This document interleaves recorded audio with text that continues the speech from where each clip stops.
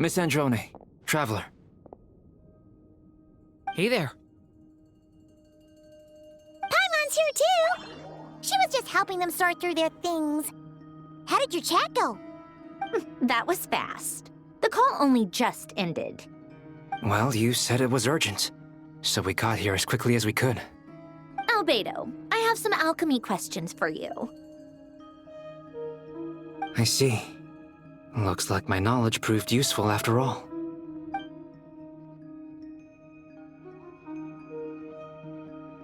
If I might ask, what is the end goal for the modified formula you'll be using? I needed to predict the future of the entire world. But I've run into some teething issues since trying to implement Renee's theory of the 4 Orthants. I see. I'll have a look at it. Still, computing power is the real issue here. How do you plan to solve it? About that, it's been sorted. Oh, with the Traveler's help? Actually, you're not wrong. She found the person with the solution. Was it Hat Guy? Yeah, it was him. Wow! Go Hat Guy! Seems like all that time studying at the Academia is paying off big time. But where is he? Wasn't he the one who asked Albedo and I to come here? Come with me.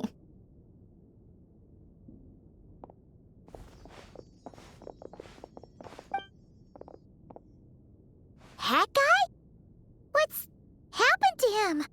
Hat Guy! Can you hear us? No response. I guess he's in hibernation.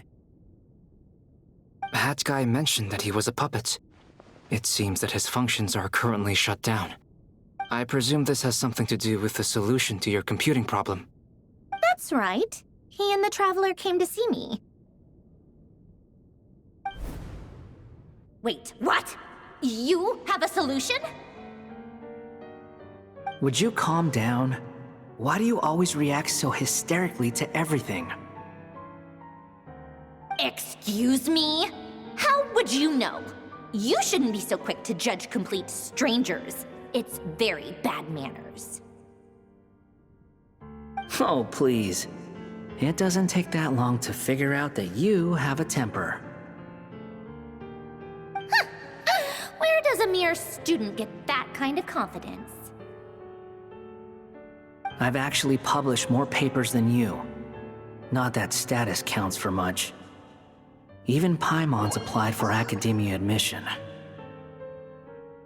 Huh? Are you serious? See? This is why I can't be bothered to explain myself. She recognizes no one's skills but her own. Okay, fine. I'll hear you out. So, tell me, how do you propose to solve my computing power problem? This world itself is constantly processing all kinds of information. If it's the world's future you're trying to calculate, you need a processing device that's designed to cope with that volume. Easier said than done. Only Irminsul can handle that kind of... Wait, is that what you're suggesting? But surely we can't just plug my formula directly into the ley lines. You should be able to tell that I'm not human, right? Yeah, I noticed. The technology, though, seems pretty ancient. Very different from Fontaine's. It's a completely different system. Conrian, to be precise. I'm what they would have called a puppet. Puppets need an energy source and processing power. The artisans who built them sought out the materials most suited for that purpose. You? Do you mean... The Traveler and I have talked it over. She's willing to vouch for you. So, I'll allow you to borrow my core for your calculations. It was built using wood from a silver-white tree, which makes it a small part of Irminsul. Conrian technology and Irminsul wood. Who in the world could have built you? Are you sure about this? A puppet without its core will cease functioning completely. And if it's left in that state for too long, it might not recover. You could die if you do this. You do realize that, don't you? I can put two and two together, yes. No need to rub it in. I won't lie to you. This has never been done before. I cannot guarantee your safety. Doesn't matter. I'm prepared for the worst. Did you two actually talk this through? Is he... Are we really considering this? Yes, we discussed it. The bottom line is, he trusts me and I trust you. Let's give it a shot, shall we? Honestly, I have no clue where this kid even came from. But for whatever reason, he lent me his core to use in my formula. I'm very close to finishing my calculations now, and the core is currently in use. So I'm sorry, but I can only show you a sketch right now. This is what the core looks like. A silver-white branch. It certainly matches the legends told about Irminsul. Is Hat Guy gonna be okay? He's not gonna die, right? Right? In theory, he should be fine. As long as we put his core back in time. Beyond that, all I can say is that I'll try my best to avoid risk and make sure the core doesn't sustain any damage. I think I know why you called us here now. Someone needs to watch over his body and make sure it's protected until the process completes. Correct. He said that the only ones he trusts here are you two, and the Traveler. And the Traveler will have other work to do. He will have our undivided attention. Aw, Hat Guy. On a more positive note, things are progressing steadily on my end. I'll call everyone in for a meeting once the results are out.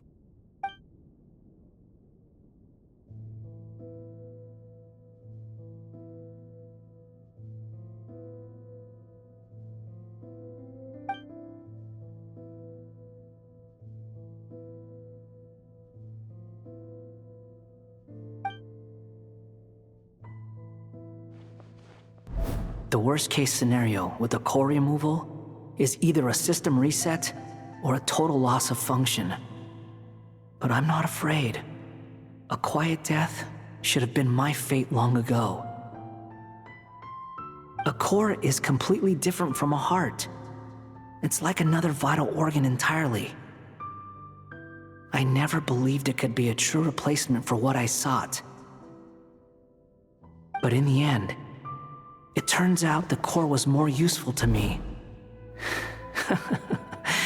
Pretty funny when you think about it. It's like the punchline of my entire life. Do you think there's any difference between a puppet and a human? If not, then this would just be another samsara.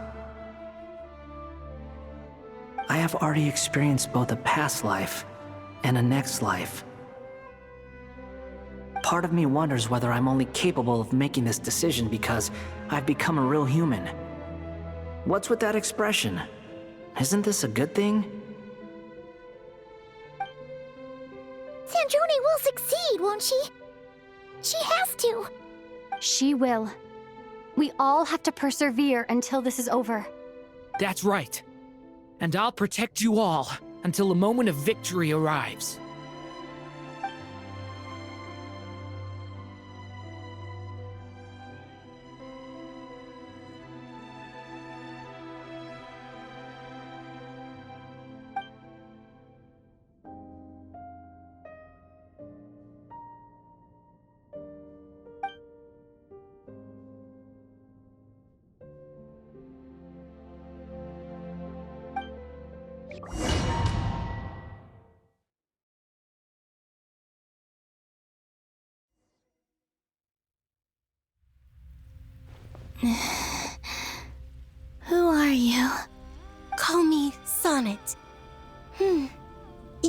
same power as Canon. Sonnet. So, you're the goddess of the iridescent moon? Oh, goodness. You recognize me? Well then, what's your name? Columbina. Columbina Hyposelenia. Hyposelenia? What a lovely name. Did you choose it yourself? It was a joint effort between me and my friends. Friends? You mean your friends in the heavens? Huh? Oh, sorry. You must be exhausted. I apologize. Hang in there. Let me introduce you to my older sisters. Do you mean the other two moon goddesses? Arya and Canon? Wow, you sure know a lot. Hey, does that mean that our story goes on into the future?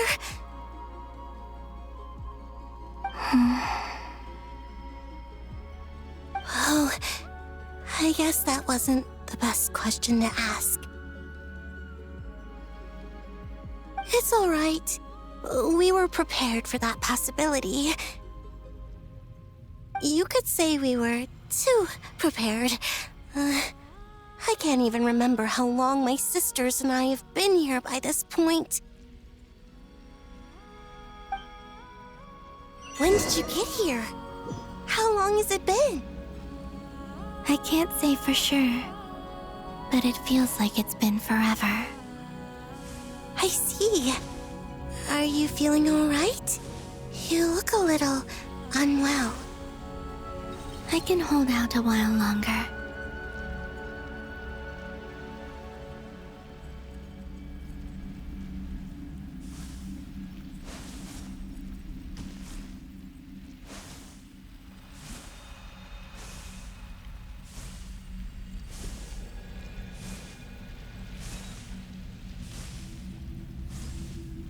We don't have far to go. The place where my sisters and I are based is just up ahead. Don't worry, they're both really nice. I'll introduce you.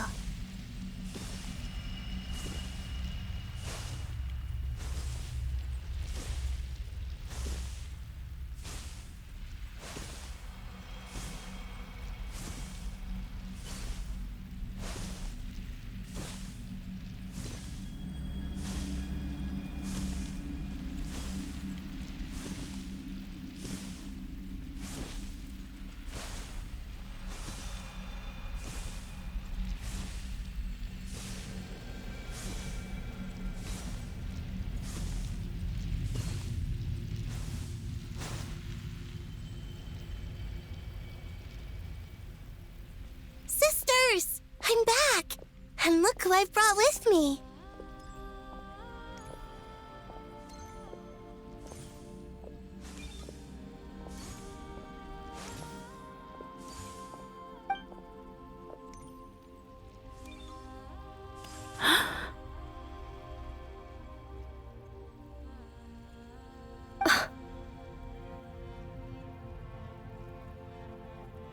It's our lovely little sister, born in the far future.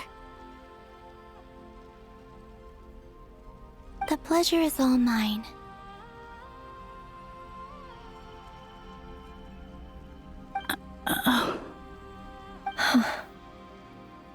Allow me to introduce you to Columbina Hyposelenia.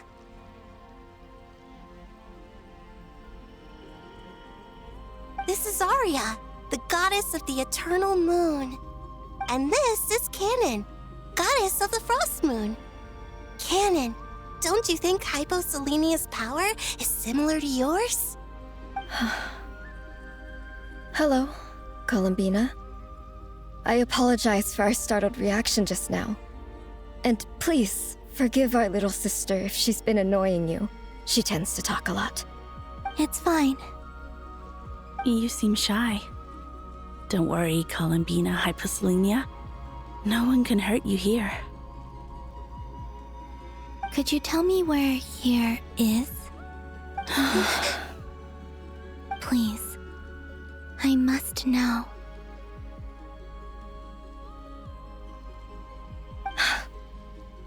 My dear sister, this is where Tevat's original ruler, the Dragon King Nibelung, imprisoned the moon goddesses. What? You're scaring her, Canon. No, I'm fine. Please, continue. Nibelung, our original master, created us in the distant past to maintain Tevat. But he left this world and traveled into the dark universe beyond, to explore worlds vaster still. Day and night, we fulfilled our duty in the heavens, until the day that the first descender arrived. The great ruler of the firmament. The heavenly principles. Is that what later generations call them? I see. But we did not reject them at first, nor did they seem to harbor ill intent towards this world. We coexisted in peace. They were like a guest in our home. Slowly, however, we came to realize that our guest had a growing desire to change and dominate the world. And you didn't stop it? No. There was an order to the rules they set up that Nibelung never taught us. We wanted to know if this order would bode good or ill for Tevat.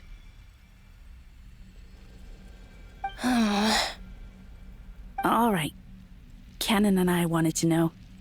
Sonnet was against it from the outset. Later, we discovered that this great ruler of the firmament bore an almost paranoid hostility toward the desire of certain life forms to seek power. Or perhaps they feared them.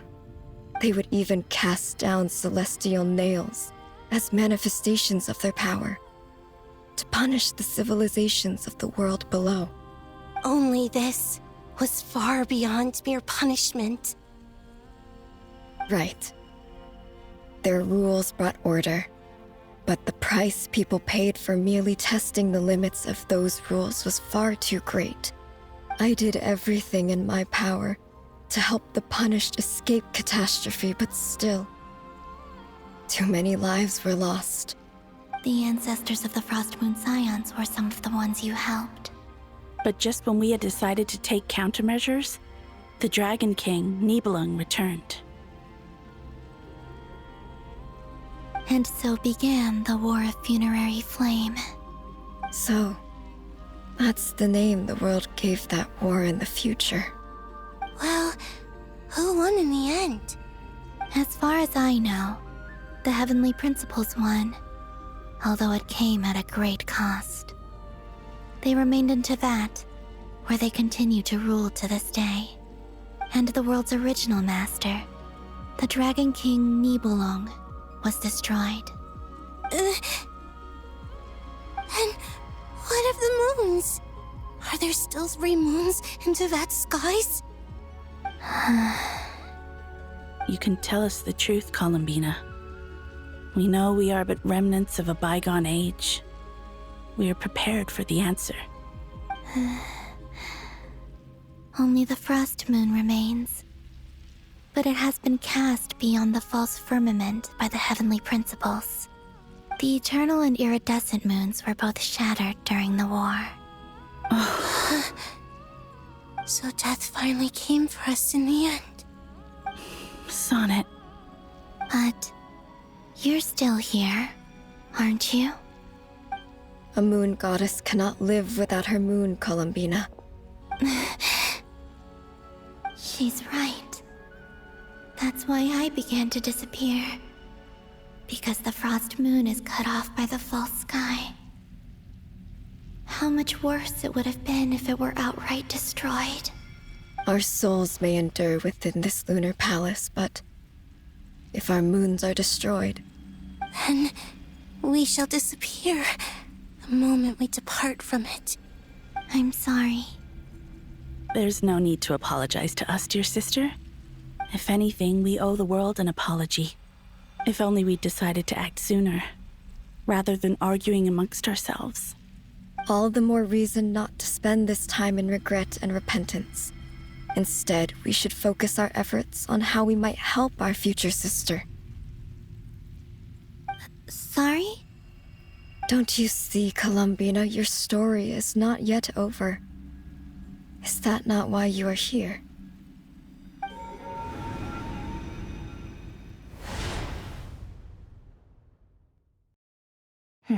It's done. Initiate numerological array.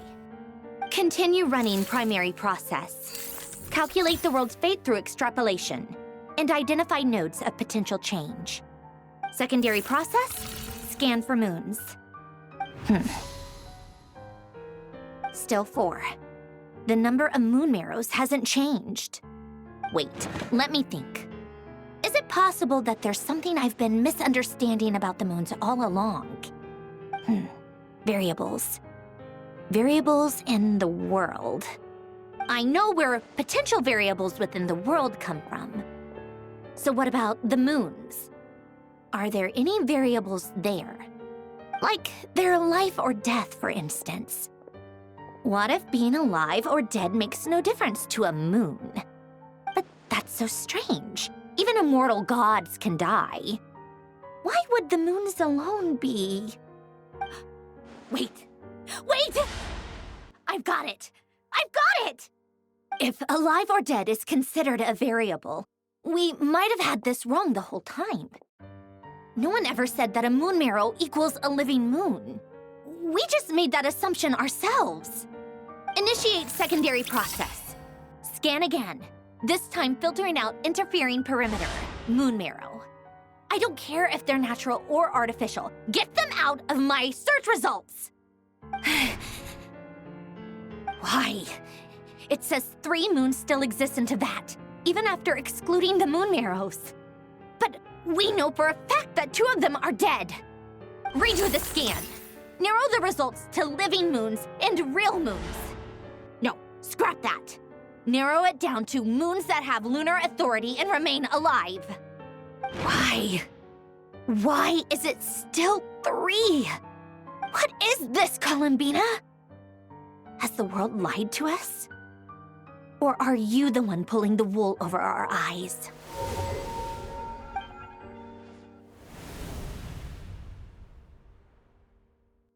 So, you think that the moon's reflection might be where Nibelung imprisoned the 3 Moon Sisters? Yes, it would explain a lot, such as why that space would respond to a moon goddess's power, opening the moon gate at her command. It would also explain why Miss Columbina has been unable to leave, and why time flows in reverse there. In the messages she sent, Columbina promised us she'd find a way to return, but we have no way of knowing how, when, or where this might happen. The fact that she still has yet to reappear in this world indicates that returning from that place is no easy feat. We cannot afford to simply wait for her. So you're saying, if she could return by her own power alone, she would have done so long ago. Yes, she certainly wouldn't leave it to this late stage when it's so touch and go. I've been giving this some thought, and I've come to believe that Luanatar might be an anchor that she left behind, as a sort of future waypoint. This could also explain why Luanatar is always by the traveler's side. Sounds like a plausible theory. If that's the case, there must be some criteria we need to fulfill to allow Columbina to return to the present. The question is, what could they be?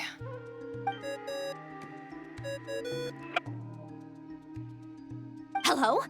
Listen up! This is extremely important!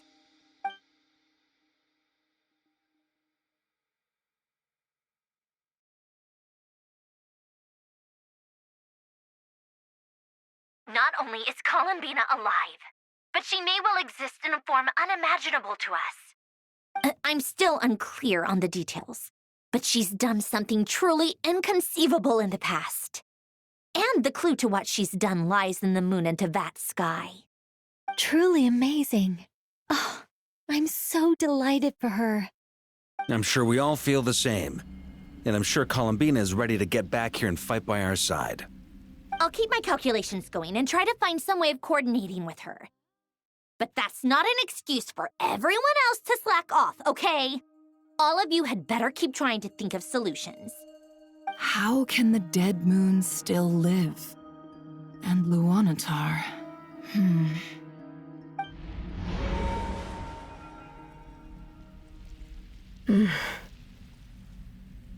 It's hard to believe that's what will happen in the distant future. Our authority is linked to the most fundamental rules of Teyvat. I suppose it's no wonder that many would covet that power. I didn't realize that when you said friends, you meant people who live down in Teyvat. That's so lovely. I always wanted to go down there and have some fun. Have you ever tried leaving this prison? Of course. Between us, we've tried everything.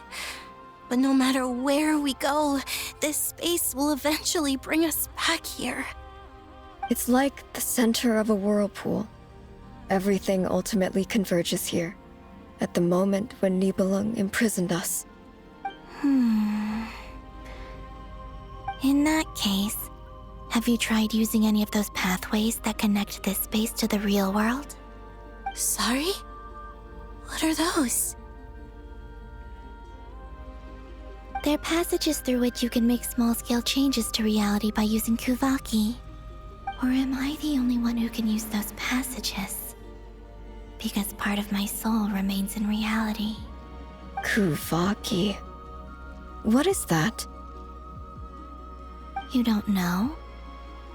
It's a unique kind of elemental energy found only in Nodcry, the land from which the moons arose. Oh.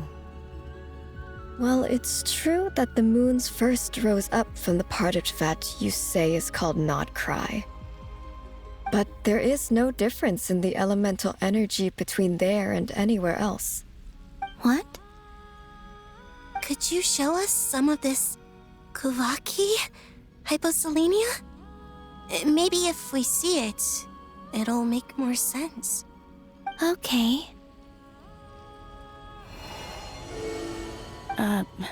Isn't that just your power?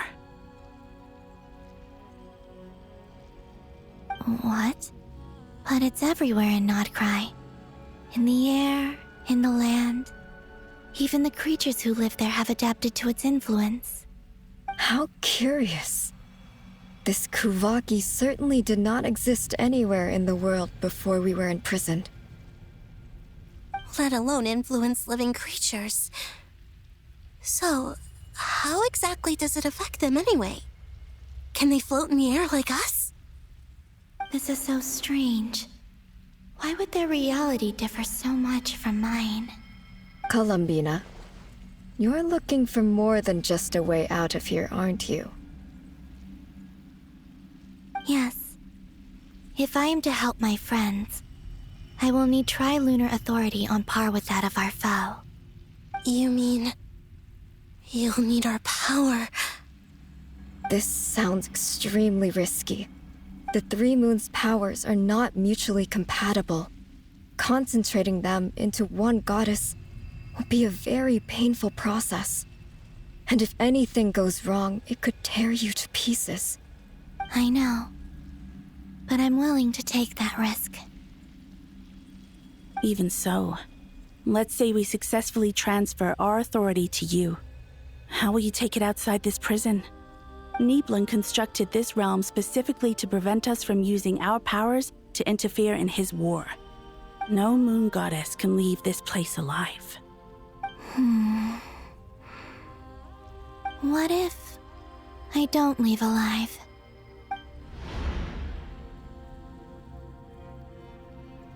Where do we even start?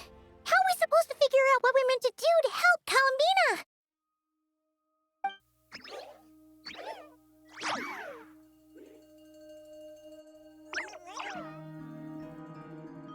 Columbina, what do you need from us?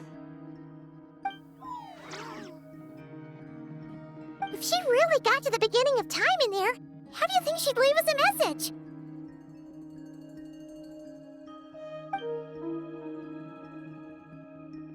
You don't think she'd write it down on a stone tablet somewhere in the hopes that we'd find it, do you? Seems unlikely. Columbina may not talk a lot, but she thinks deeply about issues like this. Let's review what we know. This is the Columbina who fought alongside us against the Reikir of Solnari, and with whom we celebrated Moon Prayer Night. She knows our personalities, our ways of doing things, even our unique strengths and abilities. So, if she wanted to tell us something from a long, long time ago, what would she do? Oh.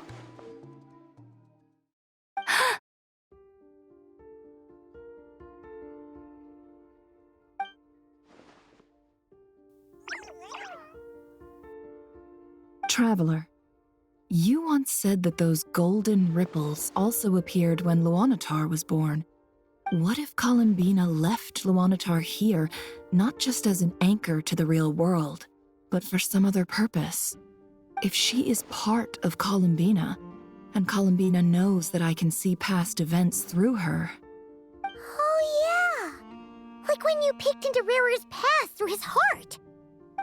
Nefer, wait. If you're right about this, and you can really see past events through Luanatar, your eyes, they'll... Oh, I know. Looking at Rerir's past in Conria was already enough of a strain on my eyes.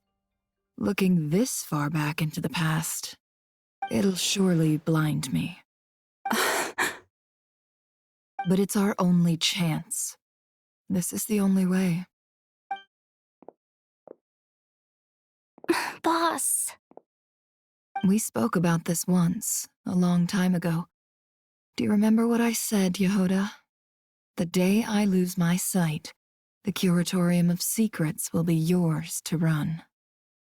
But... What's wrong? I'd be overjoyed if I were you. This day's come a lot earlier than either of us expected. I need to know you'll honor our agreement, Yehoda. Promise me. Yes, Boss Neff. I promise. Are you sure you don't want some time to think this through? What is there to think through? I should have gone blind after our battle with Rerir. Frankly, it's almost criminal that I got away with it for this long. Then at least let me take some precautions on your behalf. And if you really do lose your sight, I'll visit your office every day and make sure you're well looked after. Oh, please, anything but that. I was actually ready to go through with this. Are you trying to scare me into backing out? As if I could ever scare you. I'll assume you're just joking to calm your nerves.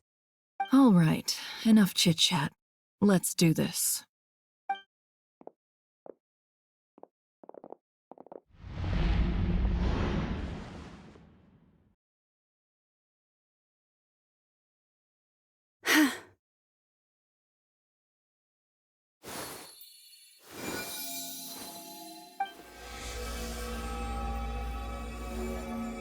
All done. Good. Now give me some space.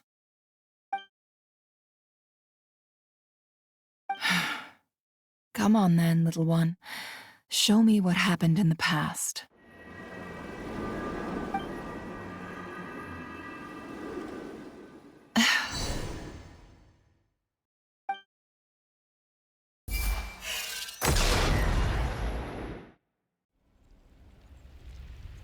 Between the Trilunar Authority, Kuvaki, and the sole-surviving moon, the Frost Moon, I think I might know how to get back. But I will need my sister's help. Time to go talk it over with them.